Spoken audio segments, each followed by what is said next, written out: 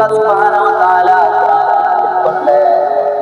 কিন্তু আল্লাহর নবীর সাহাবী রাদিয়াল্লাহু তাআলা যখন আমার নবী রাহমাতুল লিল আলামিনের কাছে এই আয়াতটি নাযিল হয়, রাদিয়াল্লাহু তাআলা কান্না করতে করতে নিজেকে সান্ত্বনা দিতে পারলেন না। যখন আয়াতটা নাযিল হয়, আল-ইয়াউমা আকমালতু লাকুম দীনাকুম ওয়া আতমামতু আলাইকুম নি'মাতি ওয়া রাদিতু লাকুম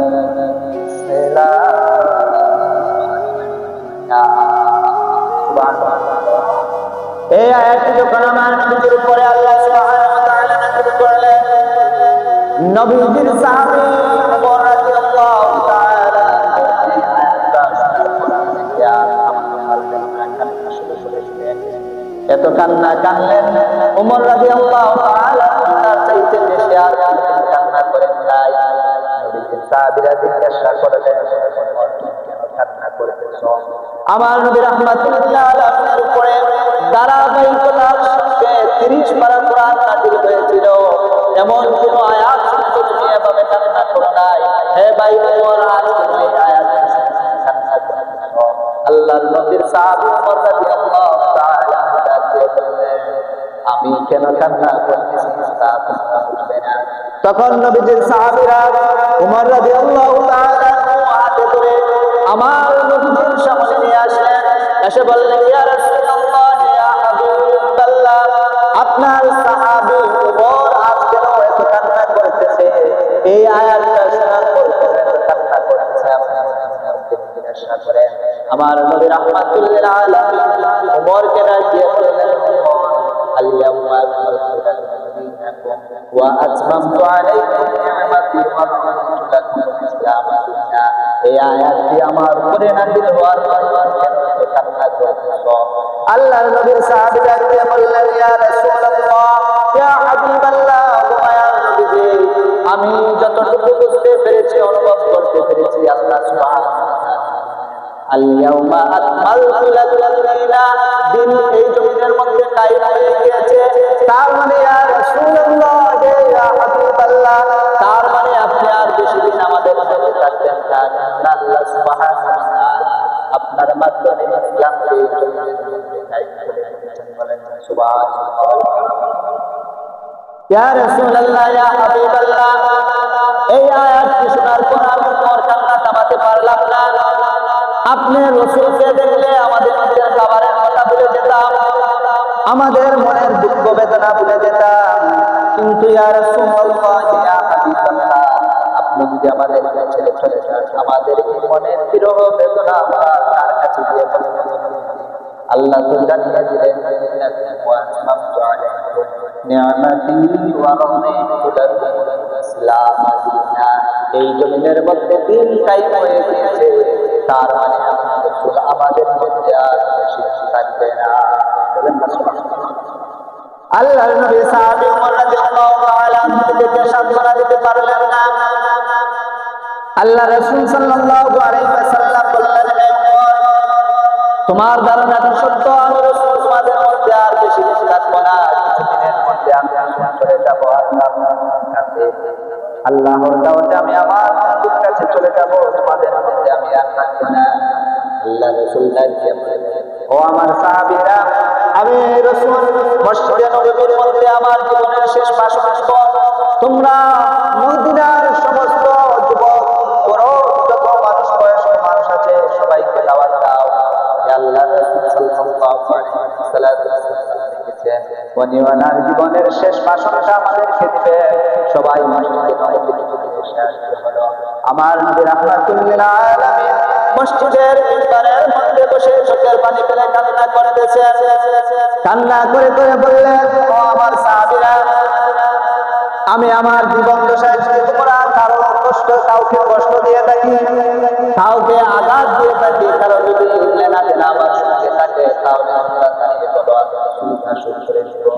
কাউকে যদি আমি কষ্ট দিয়ে থাকি, তাহলে বলো আমাদের কাছে ক্ষমা চেয়ে নিব। রাহমাতুল লিল আলামিন নিজে কষ্ট পেয়েছে, জীবনে কোনো মানুষকে কষ্ট দেন নাই, সেই নবী রাহমাতুল লিল আলামিন মদিনাবাসীকে একত্রিত করে বলতেছেন, আমি যদি কখনো তোমাদেরকে কষ্ট দিয়ে থাকি, কখনো দুঃখ দিয়ে থাকি, তাহলে বলো, আমি তোমাদের কাছে ক্ষমা চেয়ে নিব। মসজিদ বলতে আল্লাহর নবীর সাহাবীরা বললেন, ইয়া রাসূলুল্লাহ, ইয়া হাবিবাল্লাহ, আপনি তো আমাদেরকে কখনো কষ্ট দেন নাই, আপনি নিজে কষ্ট পেয়েছেন, তারপরে অন্য মানুষকে আপনি কষ্ট দেন নাই। ইয়া রাসূলুল্লাহ, ইয়া হাবিবাল্লাহ, আমাদেরকে আপনি কষ্ট দেন নাই।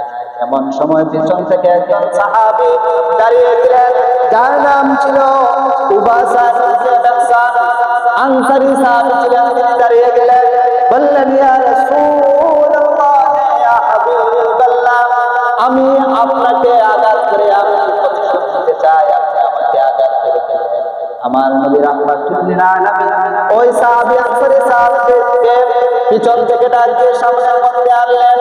আনার পর বললেন, ও আমার সাহাবী, কেন তুমি আমাকে আঘাত করবে? আমি তোমার সঙ্গে কি অন্যায় করেছি, কি অপরাধ করেছিলাম, কি কারণে, কি অপরাধ আমার, কিসের জন্য তুমি আমাকে আঘাত করবে?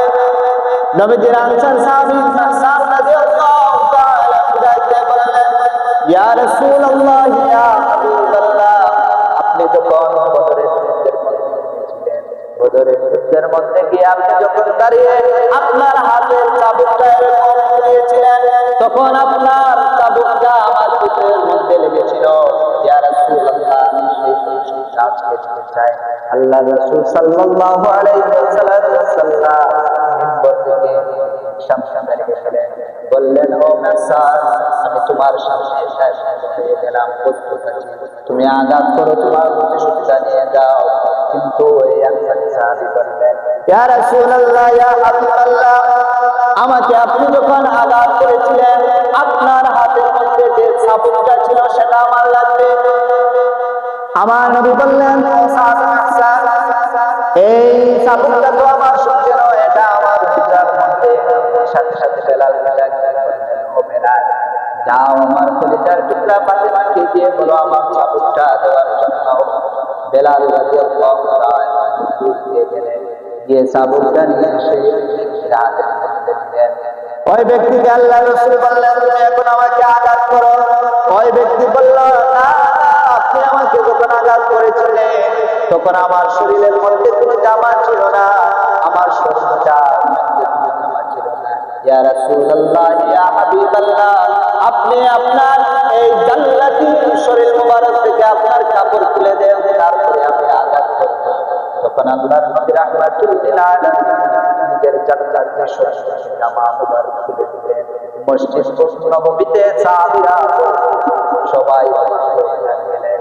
ওমর আবু বকর ডেকে বললেন, ভাই, তোমার কি একটু মনের মধ্যে দয়া আসে না যে নবী রাহমাতুল লিল আলামিন জীবনে কোনো মানুষকে কষ্ট দেন নাই, আঘাত দেন নাই, দিনের পর দিন ইসলামের জন্য, আমাদেরকে সঠিক পথ দেখানোর জন্য কষ্ট করেছেন, তুমি ওই নবীকে আঘাত করতে পারবে, একটু দয়া আসে না? তোমার মনের মধ্যে কি একটু দয়া আসে না, দয়া আসে না? ওই ব্যক্তি সামনে আমার নবী রাহমাতুল লিল আলামিন ওনার জান্নাতি শরীর মুবারক থেকে জামা খুলে দিলেন। ওই ব্যক্তিকে আঘাত করলেন। ওই ব্যক্তিটা চাবুকটা নিয়ে হাতটা উপরের দিকে, পিছন থেকে চাবুকটা নিল, নিয়ে হাত থেকে চাবুকটা ছেড়ে আমার নবীকে জড়িয়ে